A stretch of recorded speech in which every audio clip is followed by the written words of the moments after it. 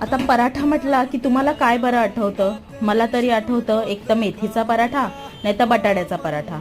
आता मेथीचा पराठा करण्यासाठी पुन्हा ते वेगळं पीठ मळायला माझ्याकडे तर वेळ नव्हतं आणि बटाट्याची स्टफिंगसुद्धा करायला मला वेळ नव्हता.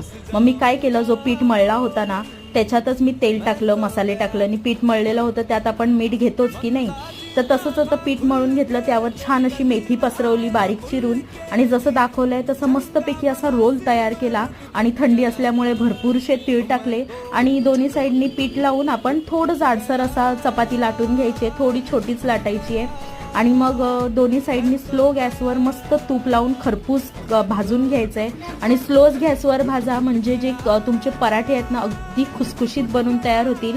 मी हा पहिल्यांदाच बनवला पण मला प्रचंड आवडला. आता मी असाच पराठा नेहमी बनवणार आहे.